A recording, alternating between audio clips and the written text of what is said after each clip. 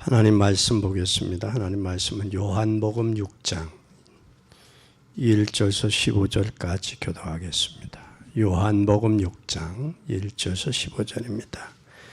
그 후에 예수께서 갈릴리 바다 곧 디베레 바다 건너편으로 가시매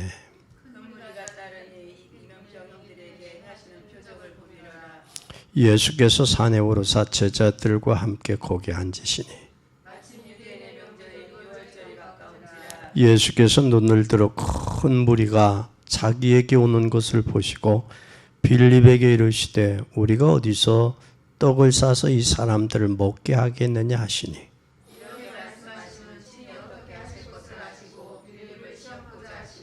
빌립이 대답하되 각 사람에게 조금씩 받게 할지라도 200데나리온의 떡이 부족하나이다.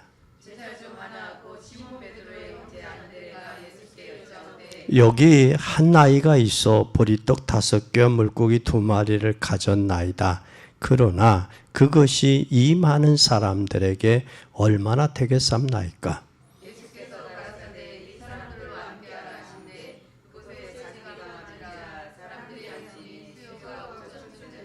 예수께서 떡을 가져 축사하시고 하신 후에 앉은 자들에게 나눠주고 물고기도 그렇게 저희의 원대로 주시다.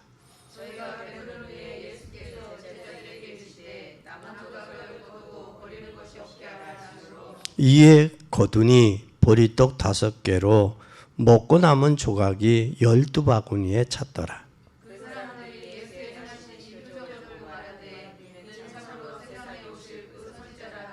그러므로 예수께서 저희와 함께 자기를 억지로 잡아 임금 삼으려는 줄 아시고 다시 혼자 산으로 떠나가시니라. 아멘. 여기 오병이어의 참 교훈이 오늘 본문에 있어요.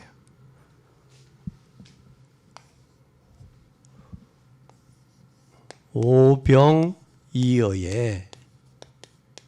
참 교훈. 교훈이 뭘까? 요한복음 6장 1절에서 15절. 오병이어의 참 교훈. 참 오늘 본문에 보니까 여기 빌립 집사에게 떡을 얼마나 되겠냐. 그러니까 여기 몇 데나리온이라고 그랬어요? 200데나리온. 여기 200데나리온인데 200데나리온은 5,000명을 먹을 수 있다라는 거죠. 그렇죠? 5,000명. 그 200데나리온이면 하루 장정이 1데나리온을 받았으니까 1데나리온을 받았으니까 200데나리온은 장정 200일이죠. 200일. 200일이면 지금 얼마 10만 원씩 받으면 얼마 되겠어요? 200데나리온이면. 에? 200만 원, 2천만 원. 200만 원. 그렇죠? 근데 여기에 시험했다라는 말은 테스트예요. 테스트했다라는 사실이에요. 우리는 오병이어가 여기에서 우리에게 주는 교훈이 뭐냐? 오늘 그걸 우리가 좀 생각해 보자고요. 하나님의 아들인 예수 그리스도. 근데 여기에 따르는 무리들이 왜 많이 따랐다고 그랬어요? 뭘 보고 따랐다고 그랬어요? 여기에 표적을 보고 많이 따랐어요. 그렇죠? 근데 예수님은 한적한 곳에는 누구를 데리고 갔어요? 제자들이. 많은 무리들이 따르는 무리가 있고 제자가 있다라는 말을 오늘 본문에서 우리에게 하고 있어요. 그럼 나는 제자인가 무리인가를 한번 생각해 볼 필요가 있죠. 오늘 본문에서 주는 교훈은 제자는 육신적인 건 눈에 보고 따르는 사람들이고 무리는 제자는 진짜 주님의 의미가 주님의 교훈이 뭐냐라는 사실을 깨닫는 사람이에요. 그럼 여러분은 무리가 되지 말고 제자가 돼야 되겠다라는 사실이에요. 카네기라는 사람이 이런 말을 했어요. 카네기가 인간에게 극한 어려움을 당한 것은 대개 뭐냐? 인간의 문제가 뭘까? 인간의 문제가 뭘까? 카네기는 그런 이야기를 했어요. 사람에게의 문제는 대다수 이 경제 문제가 70%다. 70%. 경제 문제. 극한 경제 문제가 70%다. 그 70%뿐만 아니라 오는 게 또 무슨 문제가 있어요? 경제 문제 이후에 오는 게 질병의 문제다. 질병의 문제. 또 질병의 문제면서 갑자기 터지는 갑자기 오는 이 문제. 예측 불허의 문제. 이게 인간의 문제다라는 거예요. 근데 그 중에 극한 경제가 이 70%다라고 카네기가 그런 이야기를 했어요. 근데 이때 이 문제가 터질 때, 경제 문제, 질병의 문제가 이 갑자기 영적인 문제가 터질 때에 인간의 반응이 있어요. 반응은 어떠냐? 반응은 그거예요. 반응은 이 문제가 올 때 반응은 하나님이 계시구나 라고 느낀다는 거예요. 왜냐하면 내가 한계를 넘어섰다면 내 한계에서 문제도 내가 담당하고 내가 감당할 수 있는 이 문제의 한계를 넘어섰다라는 거예요. 아, 하나님이 계시구나. 그걸 생각을 하면서 내가 하나님을 제대로 믿어야 되겠구나. 하나님이 계시니 하나님을 믿어야 되겠다. 믿어야 되겠다라고 생각을 한다는 거예요. 그래서 신앙생활을 내가 잘해야 되겠다. 이 계기가 새로운 뭐를 사는? 이 삶을 사는 계기가 된다는 거예요. 그런데 이 세 가지의 반응 속에서 볼 때 하나님을 이 신앙생활을 제대로 해야 되겠다라는 사람이 있는가 하면 이때에 이 문제가 올 때 틀린 대로 간다는 거예요. 틀린 대로. 하나님을 믿는데 다른 쪽으로 간다는 거예요. 틀리게 믿는다는 거예요. 틀리게. 이 세 무리가 있다는 거예요. 내가 하나님 계시구나 그걸 깨닫는 사람이 있고 내가 진짜 하나님을 믿어야 되겠다 하는 사람이 있고 다른 방향으로 삐따닥하게 가는 사람들. 이게 있다라는 거예요. 이 세 무리가. 그럼 우리가 고난을 당할 때 하나님이 계시구나 믿고 신앙생활을 제대로 결단하고 하느냐? 아니면 삐따닥하게 뭐 신비주의로 가냐? 또 인본주의로 가냐? 인간의 방법을 찾고 있느냐? 그러니까 이 문제는 문제일 수 있어요. 그렇죠? 문제일 수 있어요. 문제의 해결 방법은 반응은 이렇다라는 이야기예요. 그러면 하나님을 잘못 믿는 사람들은 어떤 사람들이냐라는 거예요. 두 번째, 세 번째, 하나님을 잘못 믿는 사람.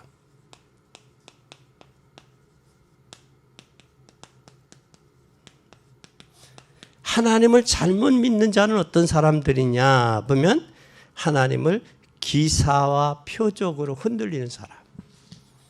뭐에 흔들려요? 기사, 표적. 기사와 표적을 보고 신앙이 흔들린단 말이야. 나도 신앙생활 잘해야지. 나도 그래서 하나님의 축복받아야지가 아니라 이걸 보고 흔들리는 사람이 있다라는 거예요. 그리고 여기에 어디에 빠지냐? 불건전한 신비주의에 빠진단 말이에요. 이 신비주의. 여기에 빠지는 사람이 있단 말이에요. 그리고 인간의 생각이 계속하면서 뭐가 오느냐? 합리적인 생각이 나와요. 여기서. 합리적이야. 에이, 되려니까 됐지. 그게 하나님 축복일 수 있어? 이 바클레이 주석가는 뭐라고 이야기하느냐면 저 어린아이가 이걸 한 것은 어른들도 가지고 왔다라는 거예요. 어른들도 가지고 왔는데 내놓지를 차마 못하고 있는데 어린아이가 내놓으니까 어른들도 내놨다. 그래서 5,000명이 먹고 12알을 거두었다. 이런 엉터리 같은 소리를 하는 주석가도 있다라는 거예요. 내가 어제 하나의 충격을 받았어요. 이번 미국의 대통령이 취임을 했죠.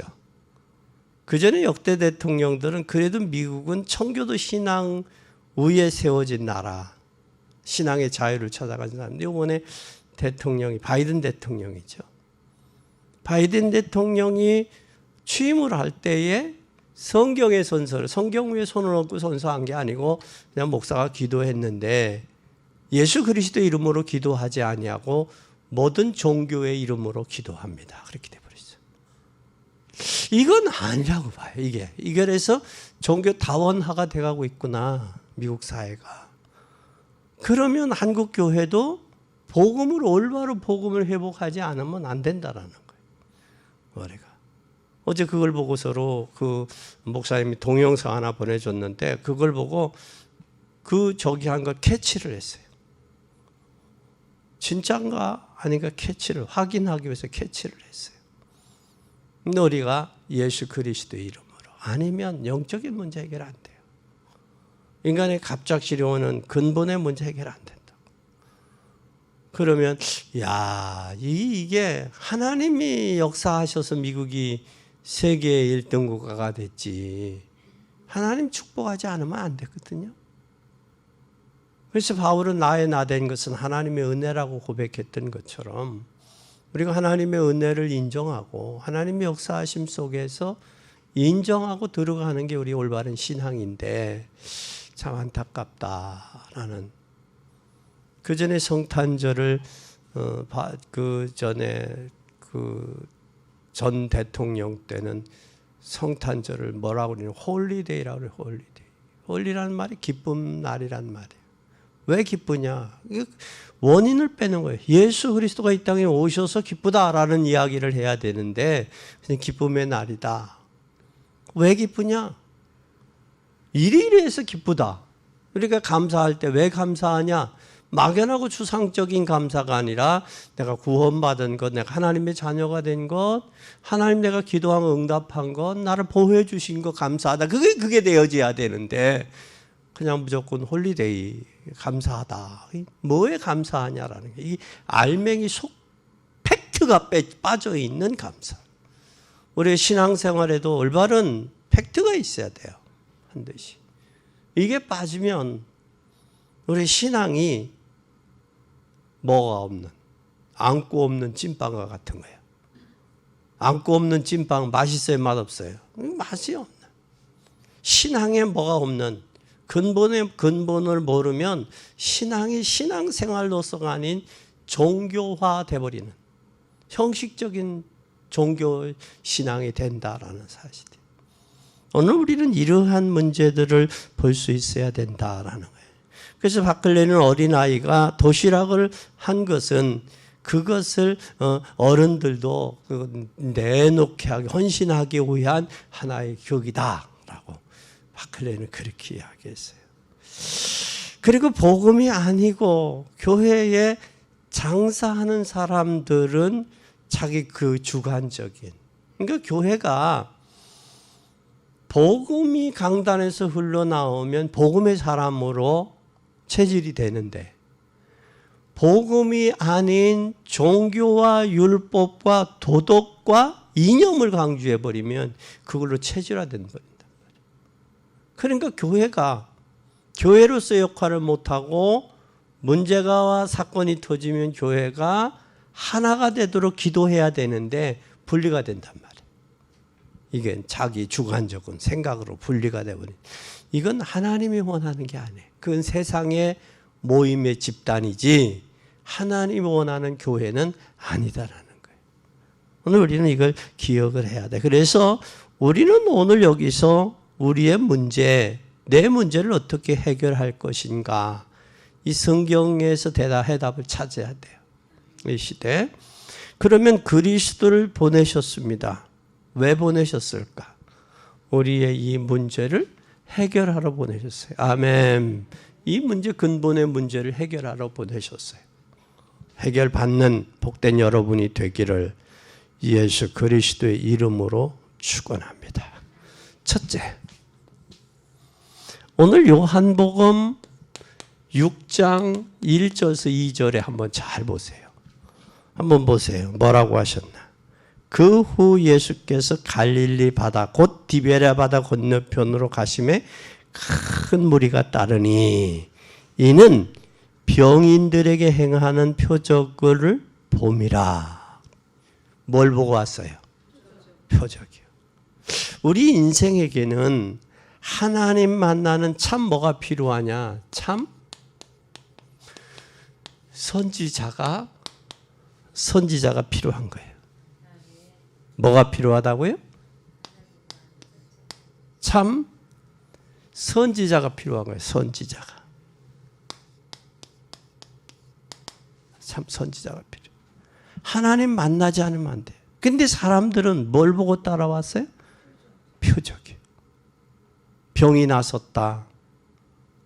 또 굶주린 문제가 해결됐다. 이런 증거들을 눈에 보이는 이 빙산의 일각인데 그건 당연히 되어지는 거 아니에요. 그죠? 근데 그것만 보고 그것을 목적으로 삼는다. 그래서 옛날에 고인이 된 한경진 목사님이 그런 고백을 하셨어요. 결혼을 하기 원하는 청년에게 결혼을 시켜줬으면 더 열심히 믿어야 되는데 안 오더래요. 직장을 원하는 사람에게 직장이 해결돼 주니까 안 오더래요. 장사가 잘 되기를 원하는 장사가 잘 되니까 안 오더래요. 그래서 하나님 기도하는데 깨달음이 오길 그래 당연하지 않냐. 왜? 그들의 목적이 결혼이었고 그들의 목적은 직장이었고 그들의 목적은 장사가 잘 되는 것 아니냐. 그랬다는 거예요. 그랬던 목사님이 부흥회를 가서 참 목사님 그 담임 목사가 우리 교회 장로인데 사업을 하는데 너무 안 돼요. 그래서 식당을 하는데 안 돼요. 그래서 기도를 해줬대. 하나님 장사 잘 되게 해달라고. 기도를 했더니 장사가 잘 되더려. 그래서 몇 년 후에 또 그 교회 부흥회를 갔더니 그 장로님이 나오실 줄 안 나왔더래. 왜 안 나오느냐니까 요즘에 장사가 너무 잘 돼서 못 나온다고 그러더래. 그래서 그 부흥 강사가 그 식당에 가서 그랬대. 내가 장사를 못되게 하라고 기도하고 그러니까 아니면 신앙생활에서 무릎을 딱 꿇들 목사님이 잘못했습니다. 그러더라는 거예요. 우리는 장사가 잘 돼도 하나님, 장사가 못 돼도 하나님이란 말이에요. 그럼 장사가 잘 되면 직원 하나 채용하고 부흥의 은혜화 돼야죠. 근데 그것 때문에 그랬더라는 거예요. 그걸 얼마 전에 청주에서 목사님들 모임에서 그 말씀을 하시더라고. 그러니까 하나님이 장사가 잘 되게도 하시는 분 하나님, 못 되게도 하시는 분 하나님이라고. 그러니까 사람을 모아다 주게 하시는 분 하나님이란 말이에요. 근데 이걸 인정을 안 하니까 장사가 못 되면 못 되다고 불평. 장사가 잘 되면 그게 아마 이 속에 들어있지 않나. 이 속에.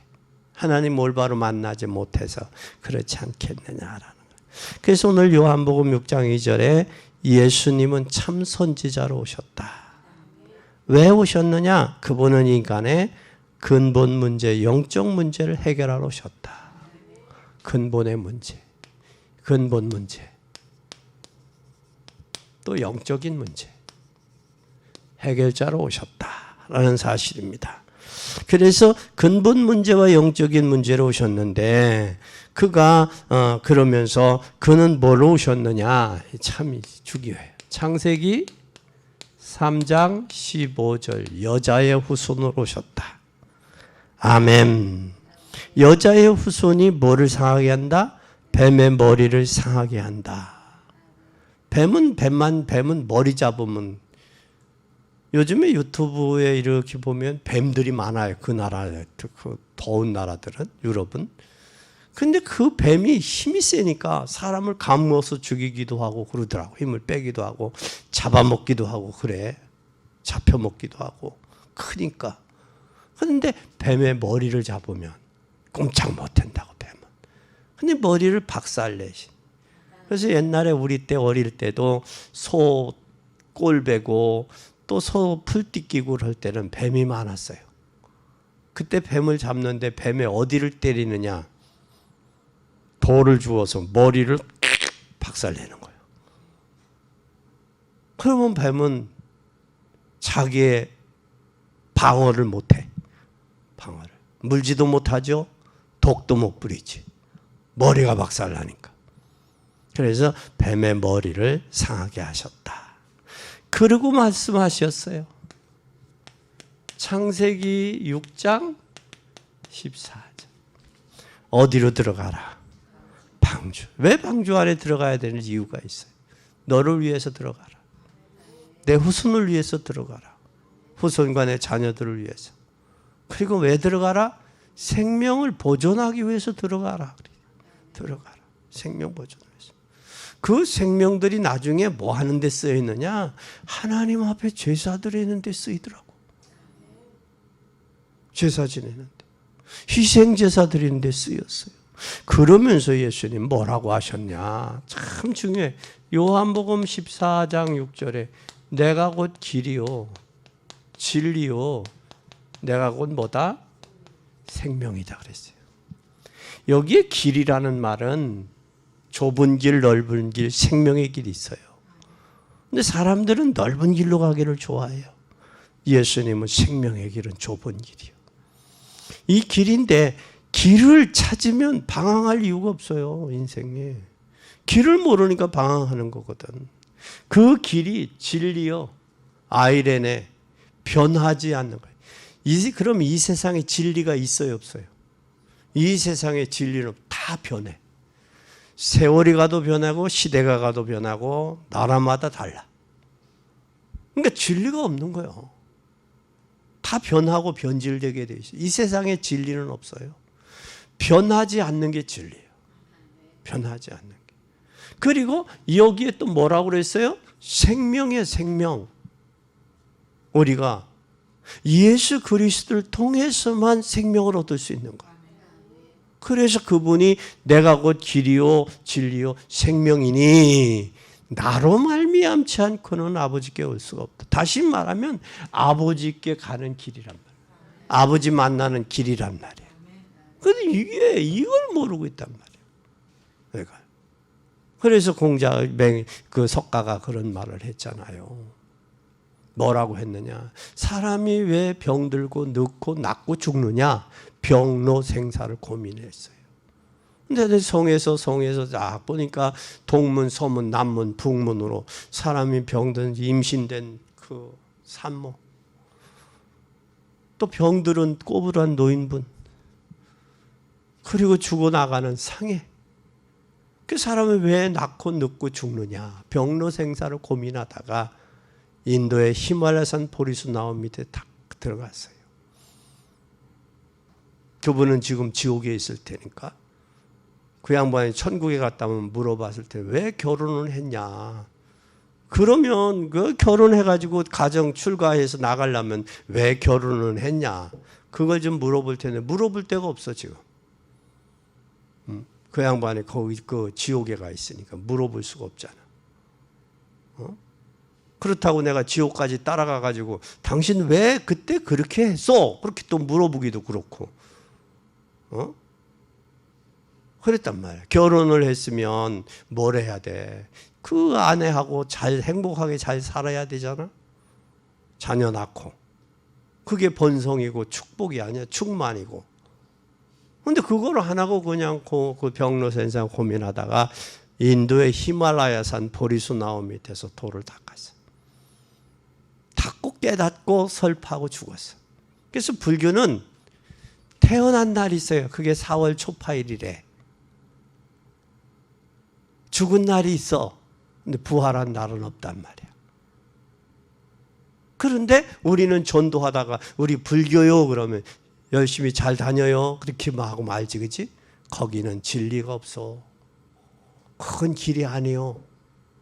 거기는 생명이 없어. 그렇게 해야 저들도 돌아오는데 그러지를 못한단 말이에요.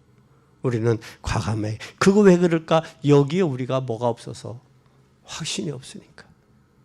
왜? 죽어봐야만 천국에 가나? 여기 땅에서 임마누엘의 축복을 위도와 임마누엘과 원네스가 되었는 이 축복을 알고 누리면 할 수 있잖아. 근데 이걸 증거해야 되겠어요. 그래서 하나님 만나는 뭘로 오셨다? 참 선지자로 오셨다. 아멘. 하나님 만나야 돼. 예수 그리스도를 통해서. 두 번째, 그렇다면 한번 잘 보자고요. 그렇다면 6절서 9절을 보세요. 6절서 9절 시작. 이렇게 말씀하시면 친히 어떻게 하실 것을 아시고 빌립을 시험코자 함이라. 빌립이 대답하되 각 사람에게 조금씩 받게 할지라도 200데나리온의 떡이 부족하나이다. 제자 중 하나 곧 시몬 베드로가 형제 안드레가 예수께 여짜오되 여기 한 아이가 있어 보리떡 5개 물고기 2마리를 가졌나이다. 그러나 그것이 이 많은 사람에게 얼마나 되겠사옵나이까. 여기 200데나리온이라고 그랬어요. 200데나리온은 장정 200일이요. 200일. 200일이면 며칠이요? 한 달에 30일 아니요. 그럼 며칠이요? 7개월에 3720에서 7개월 가까이 된단 말이야. 7개월 가까이. 그러면 10만 원씩 200일이면 200만 원. 아니지? 2천만 원이지. 2천만 원. 2천만 원, 500명 2천만 원 지금 현재 돈으로 한 사람 먹을 수 있나? 2천만 원? 뷔페 식당에 가면 그렇게 먹을 수 있어요? 못 먹지요. 돈으로 한 사람 그렇다 그 말이에요. 그러나 그 경제 흐름의 구조는 우리가 알아야 된다 그 말이야. 근데 그렇게 됐다 그 말이에요. 그런데 여기에서 우리가 저주와 운명을 바꿀 참 누구? 6절서 9절에 참 제사장. 뭘 바꿔요? 저주하고 운명을 바꾼다. 아멘. 저주와 운명을 바꿀 참 제사장. 이분은 바로 어떤 분이냐 하면 우리가 잘 아는 창세기 3장 16절에서 20절이에요. 하나님 떠난 인생에게 반드시 뭐가 왔어요? 마귀에게 속해 범죄하고 운명에 빠졌어요. 이게 바로 저주예요, 저주. 그래서 해산의 고통, 근로의 고통, 가시와 온공기가 나는 인간의 수고에도 수고에 한계가 있단 말이에요. 그뿐만이 아니라 인간의 저주의 문제를 해결하기 위해서 예수님께서 누구를 보내셨느냐? 제사장을 보내셨어요. 뭐 해결하려고? 저주, 재앙. 이걸 해결하시려고 예수님이 참 제사장 왔어요. 그래서 제사장은 아사셀의 양을 통해서 그 사람의 죄를 전가했단 말이에요. 그리고 양의 이름으로 양의 등에 그 사람의 죄를 쓰고 죄명을 쓰고 나가 방황하고 죽었단 말이에요. 그것이 제사장. 또 제사장은 뭐를 하느냐? 1년에 한 번씩 대제사장이 속죄일에 가가지고 양이나 소나 이 비둘기나 이 그의 형편에 따라서 피를 가지고 가서 제사에 뿌렸다고 말이에요. 그래서 희생 제사를 드렸다라는 거예요. 그리고 이분은 광야에서 뭘 하셨어요? 광야에서 만나와 메추라기를 먹게 하셨어요. 이게 진짜 인간의 문제를 해결하러 오신 참 제사장이다 그 말이에요. 그래서 성도가 교회가 이 중요한 것을 놓쳐버렸어요. 그러니까 신앙생활을 해도 자꾸 문제가 오는 것은 이 참된 분을 놓쳐버렸어. 이게 죄 문제 해결이 안 되지, 저주의 문제 해결이 안 되지, 운명과 팔자의 문제 해결 안 되잖아. 그리고 이걸 놓쳐버리니까 오늘날 성도들이 방황하는 이유가 여기 있는 거예요. 방황하는 이유가. 이 문제 해결하러 오셨다. 그러면 나의 죄 문제, 나의 저주의 문제, 운명의 문제를 해결하러 제사장으로 오셨다. 이 사실을 여러분이 발견해야 돼요. 아멘. 오늘 14절 15절 보세요. 6장 14, 15 시작.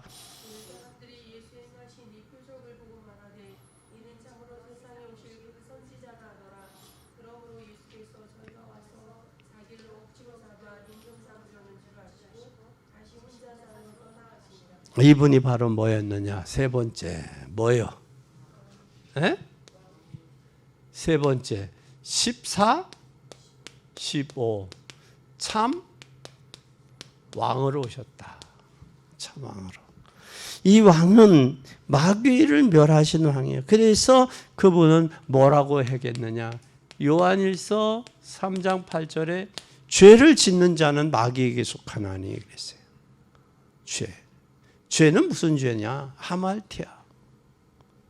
죄를 속한다니. 죄가 있으면 사람의 마음이 평안할 수가 없는 거예요. 조이는 거예요. 그 괴로움이 더하는 거예요. 그래서 죄를 짓는 자는 마귀에게 속해, 마귀. 하나님은 이 땅에 예수 그리스도가 온 것은 마귀의 일을 멸하러 오셨다 그래요. 마귀는 여러분의 복음으로 가지 못하게 막고, 또 분주한데 뭘로 분주하냐? 진짜 복음을 위해 분주한 게 아니라 세상 일에 분주하게 만든다. 여러분 가끔 경험하잖아. 주일날 교회 오려고 준비 싹 하고 있는데 손님이 갑작스레 찾아온다. 사돈이 찾아오면 또 그거 난감하잖아. 사돈 양반 가만히 계셔, 나 교회 갔다 올게. 아니면 같이 교회 갑시다 하고 오면 좋은데 그렇게도 또 못한단 말이야. 사돈 딸을 생각하고. 또 그 중요한 핵심적인 중요한 일을 할 때 또 방해되는 요소들이 많잖아. 이게 마귀의 짓거리예요. 마귀의 짓. 마귀에게 절대 속지 마요. 그래서 요한복음 16장 11절에 보면 마귀는 뭐라고 했느냐? 참 세상 임금이다. 그 얘기를 했어요. 세상 임금. 세상 임금이다. 마귀는 세상 임금이다. 그래서 우리는 여자의 고통 수고하고 남편을 원한 남편은 너를 다스릴 것이고 그 소산의 대가로 가시원공기가 나고 먹을 것은 밭의 채소인즉 흙으로 돌아가 얼굴에 땀을 흘려 먹고 살리라. 거기에 그 고백을 하셨다고. 그리고 또 그뿐만 아니라 요한복음 16장 11절에 보면 뭘로 오셨다? 여기에 심판에 대하여 하면 이 세상 임금이 벌써 뭐 했다? 심판을 받았다 그랬어요. 심판을 받았다. 이 세상 임금. 그러니까 마귀는 지가 세상 임금이래. 얼마나 괘씸한 놈이냐면 마귀라는 녀석은 고유명사가 없어. 마태복음 4장에 보면 지 예수님에게 하는 거 봐봐. 경배하면 천하만국의 영광을 다 주겠대. 이해가 가느냐고. 이해가 안 가잖아. 근데 이해 안 가는 짓거리를 해요, 마귀가. 거기에 속지도 말고 거기에 잡히지도 마요. 거기에 속고 잡히면 뭐 한다고? 이해 안 가는 짓을 해, 마귀는. 절대 속지도 말고 잡히지도 마시기를 바랍니다. 네, 그래. 그리고 그뿐만 아니라 인류에 뭐를 오셨느냐? 예수 그리스도 왕으로서 인류를 책임자로 왔어요. 책임자로. 군대에 있으면 병사들의 책임은 지휘관이 져요. 그 지휘관이 그렇게 어려운 거야. 지휘관이죠.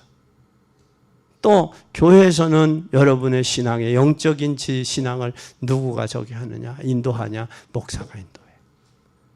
가정에서는 가정을 편안하게 하는 건 누구냐? 가장이야. 가장의 역할이야. 그런 것처럼 우리의 인류의 문제를 책임자로 예수님이 이 땅에 오셨다라는 거예요. 그래서 내가 온 것은 뭐라고 그랬어요? 검이 아니라 화평을 주러 왔다 그러잖아. 불화주를 죽은 게 아니라 화평을 주러 왔다. 예수님 그랬어요. 그래서 우리는 꼭 기억해. 만왕의 왕으로 이 땅에 오셨다. 그러면 이제는 예수 그리스도는 누구냐? 네 번째 결론.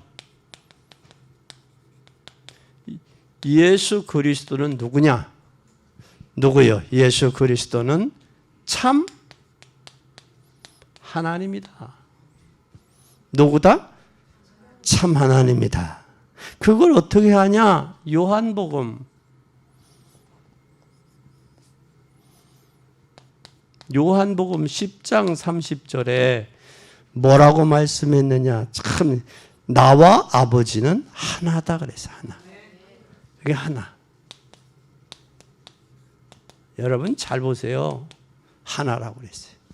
이 하나라는 말이 복수도 되지만 단수예요. 복수 안에 단수예요. 우리가 부부 관계를 표현을 할 때는 둘이요 하나요. 부부를.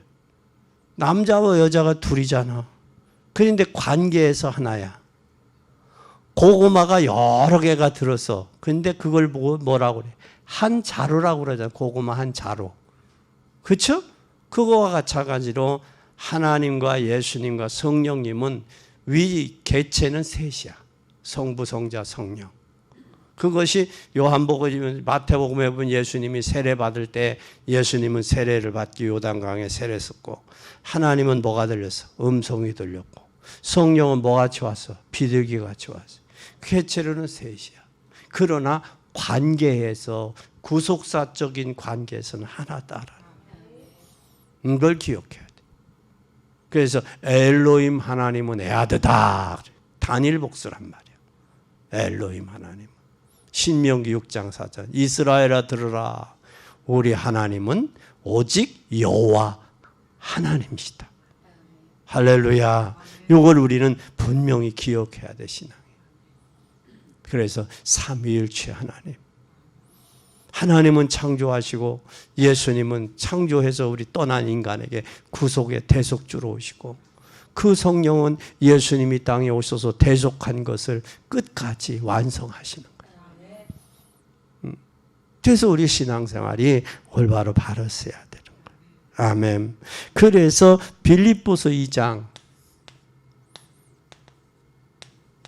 6절에서 11절에 아주 중요한 말씀을 했어요. 뭐라고 해요?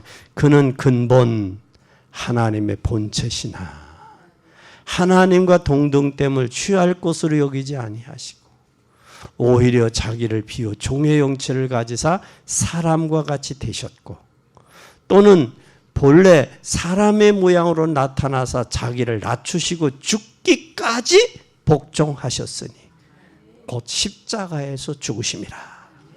이름으로 하나님이 그를 지극히 높여 모든 이름 위에 뛰어난 이름을 주사 하늘에 있는 자들과 땅에 있는 자들과 땅 아래에 있는 자들은 모든 무릎을 예수의 이름에 꿇게 하시고 모든 입으로 예수 그리스도를 주라 시인하여 하나님 아버지께 영광을 돌리게 하셨느니라.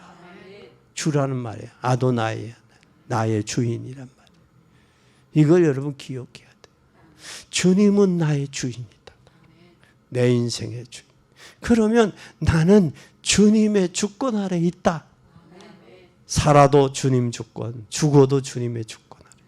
그래서 나는 이 복음을 전해야 된다. 그래서 나는 건강해야 된다. 할렐루야. 그 사명이 있는 동안은 죽지 않아. 걱정하지 마요. 죽지 않아. 이 사실을 여러분 꼭 기억하기를 바랍니다. 그래서 사람을 건지려고 사람의 몸을 입고 이 땅에 오셨다. 아멘. 그럼 오늘 우리는 뭘 해야 되느냐? 이 믿음을 뭐 해야 된다? 회복하고 2023년도 살자. 에?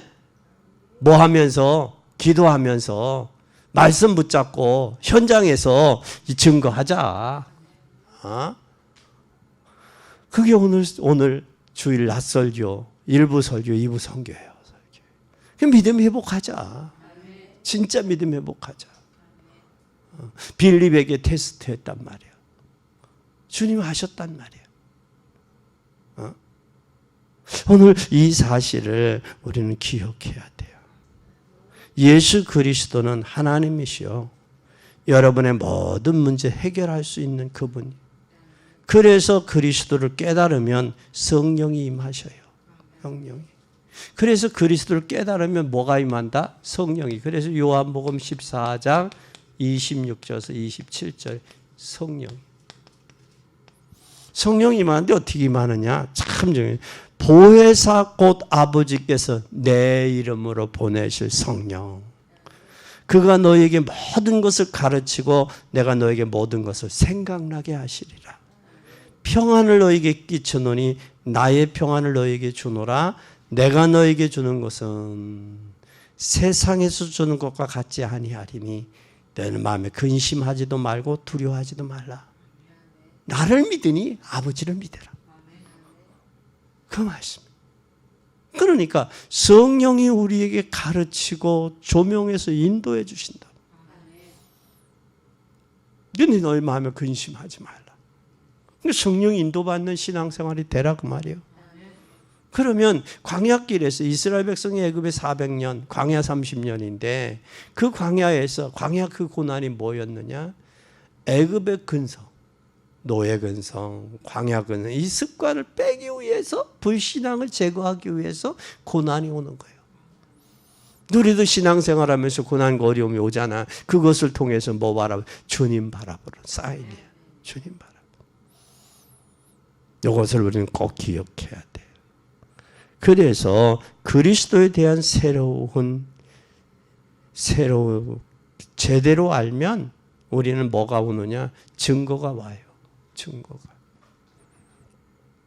그래서 여러분 이 증거가 오는데 이 증거를 통해서 여러분이 가는 곳마다 저주와 사단의 실패가 떠나가고 사람의 힘으로 안 되어도 하나님의 창조적 응답을 하나님이 주실 수 있다는 사실이에요.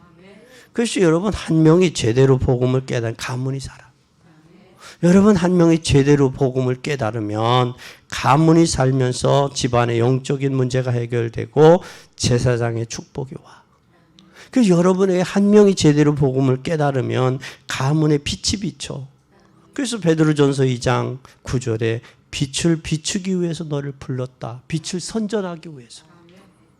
너는 왕같은 제사장, 택하신 족속, 왕같은 제사장, 거룩한 나라, 그의 소유된 백성이니 너희를 어두운 데서 불러내어 귀한 빛 가운데 들어가게 하신 이의 아름다운 덕을 선전하기 위해서 불렀다.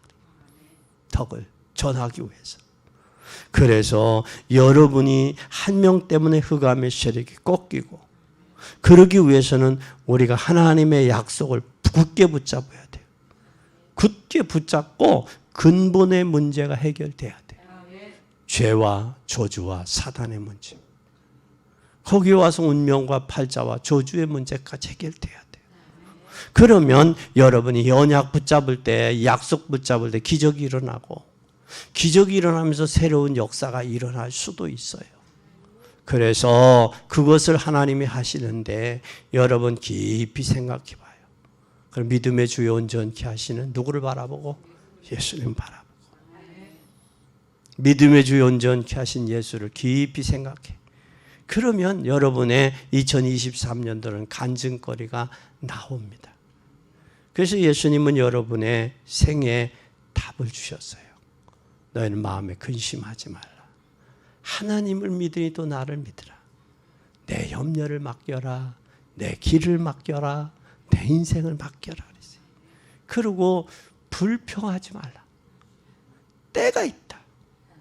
선을 행하되 낙심하지 말지니 피곤하지 아니하면 때가 있는데 반드시 이룬다. 그러면서 고린도서 15장 51절에 그런즉 견고하여 흔들리지 말며 더욱 주의 일에 힘쓰는 자들이 되라. 왜? 하나님 예수 그리스도는 살아나셨기 때문에. 오늘 우리는 이 언약 잡고 이 축복 꼭 잡고 이번 설 명절에 여러분의 가정과 가문의 불신앙 꺾고 또 이 불신앙이 오면 자녀들의 앞길이 막혀요. 자녀들의 앞길 막는 흑암의 세력 꺾고 하나님의 역사가 나타나야 돼요. 그러기 위해서 우리의 인생을 물려줘. 참 뭘로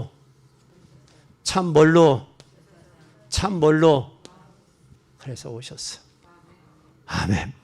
할렐루야. 이걸 꼭 기억해요. 그분은 나의 하나님이다. 유일하신 분. 그래서 여러분들이 오직이 돼야 돼. 뭐가 돼야 된다고? 오직. 유일성. 재창조. 요거 가면서 사문을 꼭 기억해요. 사문을. 오늘의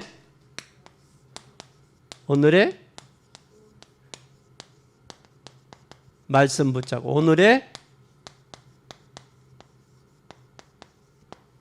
오늘의 현장 전도. 요거 꼭 기억해요. 그래서 현장과 말씀 붙들고 기도하고 전도하자. 이것이 하나님에게 나에게 준 교훈이다. 왜? 오병 얘기죠. 그리고 남은 건 12바구니. 누구에게 줬을까? 아에게. 근데 순종한 사람은 알아. 순종한 사람. 어린아이에게 보잘것없는 어린아이에게 한 끼의 식사지만 주님이 뭐 하니까? 팔았고 축복하니까. 축사하니까. 그래서 우리처럼 부족하고 모조리 같은 사람이라도 하나님이 축복하시면, 팔았고 축사하시면. 그래서 축사라는 말을 이 오병이의 기적에도 축사라고 했고 성만찬도 축사라고 했어요. 그 축복이라는 말이에요. 바라크 축복이라는 말이에요. 그래서 여러분의 생애가 진짜 축복된 생애 되기를 바랍니다. 모든 거 주님 다 주셔요. 선지자 제사장 왕으로 다 주셨잖아. 그분이 나의 아버지. 그래서 다윗은 내가 부족함이 없다. 그 고백을 한 거예요. 이것을 말로만이 아니라 실제로 우리 삶의 현장에서, 전도 현장에서 발견하고 누리고 발견하고 증거하는 복된 여러분 되셔서 가정과 가문을 살리는 그 축복이 여러분에게 있어지기를 예수 그리스도의 이름으로 축원합니다. 기도하겠습니다. 하나님 감사합니다. 오늘도 오병이어의 뒤에 숨어있는 참 교훈을 우리에게 발견하게 하시니 감사합니다. 하나님은 모든 것 다 하실 수 있음을 믿습니다. 그러나 우리의 죄와 저주와 사단의 문제를 해결하신 선지자, 제사장, 왕으로 오셔서 그분이 나의 참 하나님이 되셨음을 감사합니다. 이제는 근본 명절에 가정과 가문을 살리고 또 하나님의 역사를 이루는 복된 증인들이 되도록 축복해 주시옵소서. 아버지께는 영광이요 우리의 삶에는 은혜와 축복의 삶이 되도록 새 은혜 부어 주시옵소서. 오늘도 김용숙 권사님, 한성일 형제님 귀한 예물 드렸습니다. 받으시고 축복하사 주의 영광 드러내는 삶이 되도록 도우시옵소서. 영광 받으실 예수 그리스도 이름으로 기도 올리옵나이다. 아멘.